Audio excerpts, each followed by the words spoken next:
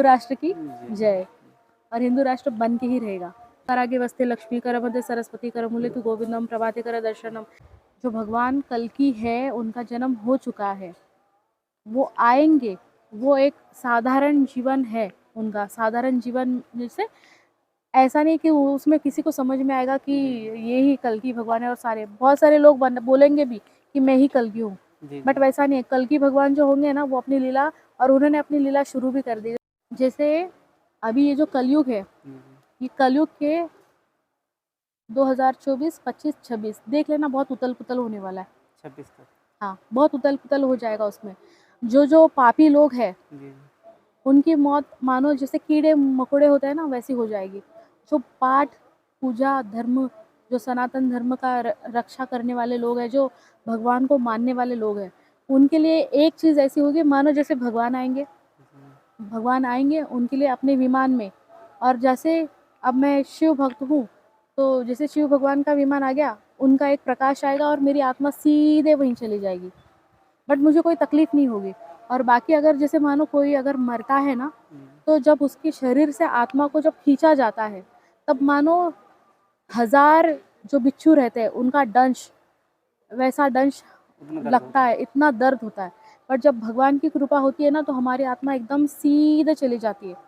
सिर्फ एक चीज़ है कि हमारा जो शरीर है पंचतत्वों का बना हुआ, वो गिर जाएगा, और जो आत्मा है ना, वो अजर अमर है, वो धाम में उनके साथ में चली जाती है। जैसे आप जिस भगवान को मानते हो, तो वो भगवान ही आएंगे हम लोग को लेने के लिए। अब ये कलयुग में पहले जैसे थे, यमराज आते थे, अब नहीं आएंगे। और जो भी आप गलती कर रहे हो तो उसको यहीं पे भुगतना है। जो भी आप पुण्य कमा रहे हो उसको यहीं पे मिलना है सारी चीज़।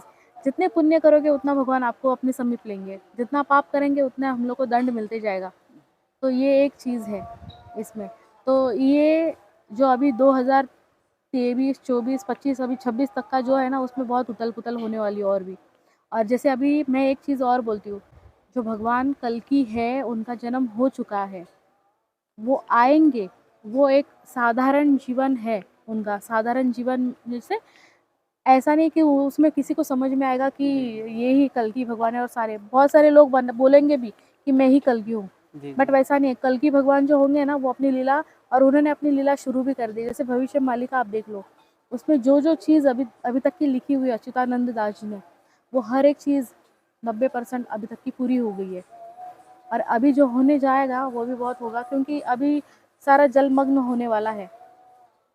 शुरुआत तो वहीं से होगी पूरी से, उसमें खुद ने लिखा हुआ है।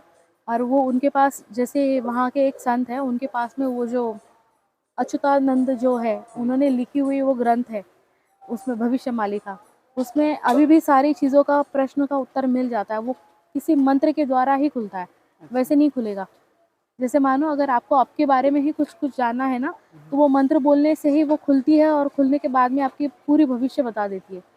इसलिए उसका जो नाम है ग्रंथ का, वो भविष्य मालिका है। तो ऐसे बहुत सारी रहस्य है, और ये सिर्फ हमारे सनातन धर्म में ही है और कहीं नहीं है।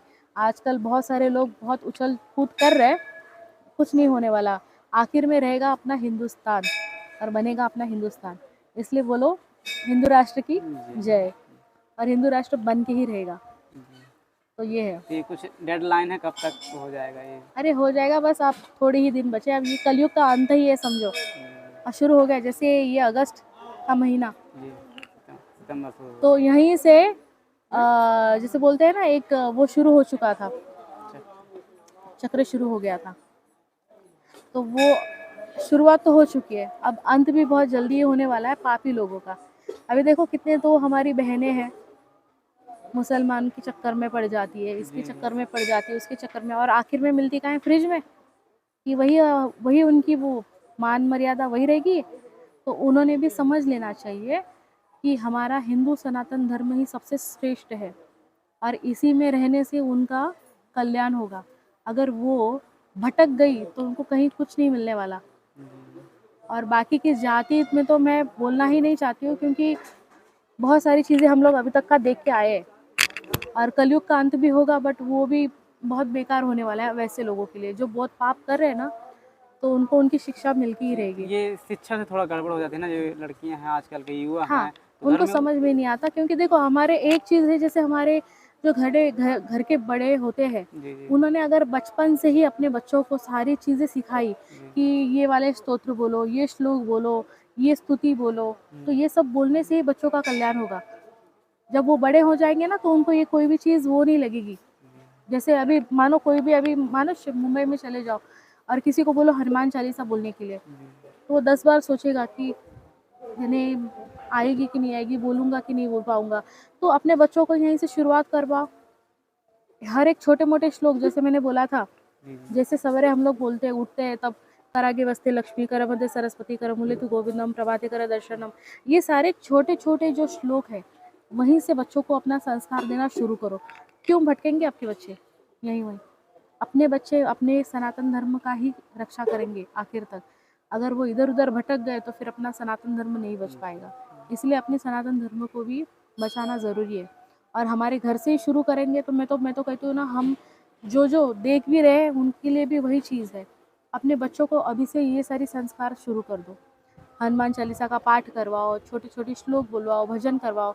इस्कॉन में आप देख रहे हो, इस्कॉन टेम्पल। इस्कॉन में जो बाहर के पर प्रांत जी जी विदेश से आ रहे जो विदेश से जो आए हुए लोग हैं, तो उनके बच्चे छोटे-छोटे हैं। बच्चे जी अगर जी आप उनको जाके पूछेंगे, ऐसे श्लोक बोलेंगे कि ऐसा लगता है कि भगवान हम लोग कहाँ हैं करके। जी जी जब इतने छोटे-छोटे बच्चे इतने बड़े-बड़े श्लोक अगर वो बोल रहे हैं, फॉरेनर्स हैं फिर भी, जी उनको हिंदी हिंदी बोलना हाँ कठिन होता है, कठिन बट है। ऐसे बोलते हैं जैसे कि हिंदू है वो लोग। और जी हमारे बच्चे क्या मूवी के गाने बोल रहे हैं। जी तो हमारे हिंदू लोगों को ये चीज़ सीखनी चाहिए कि हमारे बच्चों को अपने घर से शुरुआत करो, उनको हर एक चीज़ का ज्ञान दो, बैठो उनके लिए टाइम निकालो। वैकेशंस होती है ना, उस टाइम पे ले लो, रामचरितमानस का पाठ उनके सामने बैठ के करो, बताओ उसमें क्या हुआ था, क्या नहीं हुआ था। अभी भी बहुत सारे बच्चे उनको कुछ नहीं पता। कुछ नहीं कर सही कह अगर कुछ बोलेंगे कि तुलसीदास जी कौन थे, तो वो ये थे, वो थे, कुछ तो गलत बोल देंगे। तो आप अगर माँ-बाप हैं, माँ-बाप जब उनको ऐसी वाली शिक्षा भी देंगे तो अच्छा रहेगा। और मैं तो कहती हूँ ना कि बहुत सारे जैसे मंदिर है, वहाँ पे तो मुझे लगता है कोई-कोई गुरुकुल होने चाहिए, जी जी है ना? जहाँ पे हम हमारे जो घर के जो बच्चे हैं, उनको कुछ-कुछ सिखाया जाए। अपना जो जी सनातन धर्म धर्म का है, हाँ जी उसकी वहाँ पे कुछ जो शुरुआत हो जाए, सीखने के लिए मिल जाए, जैसे वेदों का ज्ञान हो गया, सब कुछ हो गया, बहुत बढ़िया हो जाएगा। हाँ आजकल की ये पढ़ाई और अपने वेदों का ज्ञान बहुत बड़ी बहुत चीज़ है। बड़ी अपनी अपनी पढ़ाई से क्या मिलेगा? जॉब मिलेगा और कुछ पैसे कमा पाएँगे, बट जब ज्ञान मिलेगा तो कितनी बड़ी चीज़ होती है वो। जी हम लोग को परमात्मा तक लेके चली जाती है वो। तो ये वाली चीज़ भी होनी चाहिए। बाकी तो कुछ नहीं, बस अपने जो घर के लोग हैं उन्होंने अपने बच्चों से शुरू करना चाहिए। हर किसी को भगवान के पाठ, भजन, श्लोक, सवेरे उठने के बाद रात को सोने के टाइम पे क्या बोलना है, सभी चीज़ें उनको सिखा देनी चाहिए। तभी अपना हिंदू क्योंकि अभी छोटे में तो कंट्रोल में रहेंगे, जहाँ बड़े हैं तो फिर वो सुनते ही नहीं हैं। नहीं, इसलिए तो सुनते नहीं, इसलिए तो हम लोग बचपन से उनको जी संस्कार बचपन से देंगे, ही देखेंगे। तभी वो संस्कारी बनेंगे। अगर बचपन से आप बोल रहे हैं, हाँ बेटा तुमको क्या चाहिए? चॉकलेट चाहिए? चलो ठीक है, रो लिया। क्या चाहिए? आइसक्रीम चाहिए? हाँ, चलो दे दिया। जी अब बचपन से आप उनको ये बोलो, नहीं, ये इस चीज़ में ये वाली चीज़ होती है, ये ऐसा गंदा होता है, ये खाने से ऐसा होगा, वैसा होगा, तो बच्चे क्यों ही छुएँगे? जी नहीं छुएँगे। वो चीज़ चीज़ की ज़िद भी नहीं करेंगे कि हमको ये चाहना है, मुझे वो खाना है, मुझे ये खाना है, नहीं करेंगे। आप जब आप बचपन से उनको संस्कार देंगे, बच्चे वैसे ही होंगे। तो अपना अपने हाथ में रहता है, माँ-बाप के हाथ में रहता है कि बच्चों को संस्कार दिया जाए। फिर तो बच्चे तो बड़े रत्न बन जाएँगे फिर तो, है ना?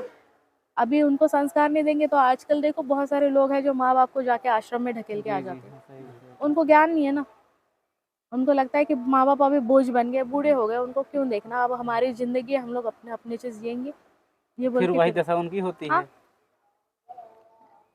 चाहे धर्म ये चक्र है वैसे ही घूमता रहेगा फिर उनके लिए।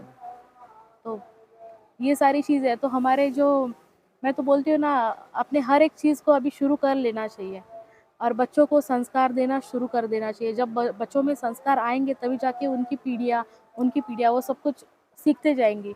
बट अभी तो वो बहुत ज़्यादा टाइम नहीं बचा है, फिर भी ये जो 2-3 साल है उसमें खूब मन लगा के भक्ति भाव, पाठ, पूजा कर लो। बहुत बड़ी-बड़ी चीज़ें होने वाली है अभी। उससे भगवान हमारी रक्षा करेंगे। अगर आप वो भगवान को मान ही नहीं रहे हो, कुछ भी नहीं कर रहे हो, तो फिर अकाल मृत्यु आती रहेगी।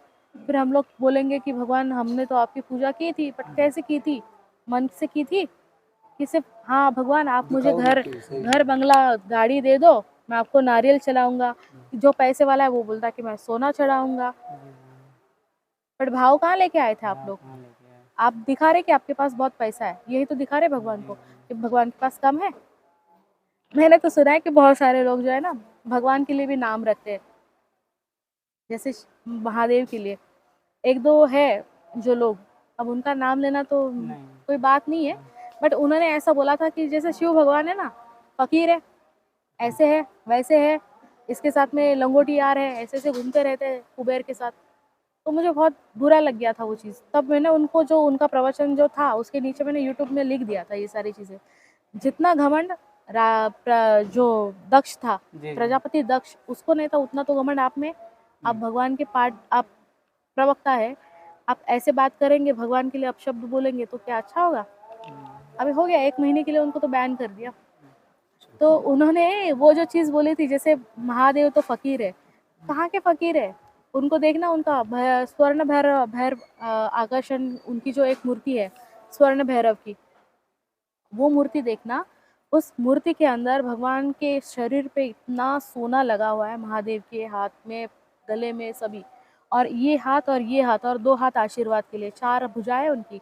एक यहाँ पे जो हाथ है, वहाँ पे माता लक्ष्मी जी है, और यहाँ पे हाथ है, वहाँ पे कुबेर जी बैठे हुए हैं। दोनों बड़े-बड़े पात्र लेके उसमें पैसा, जो सोने के कॉइन्स है ना, वो उसमें आ रहे हैं।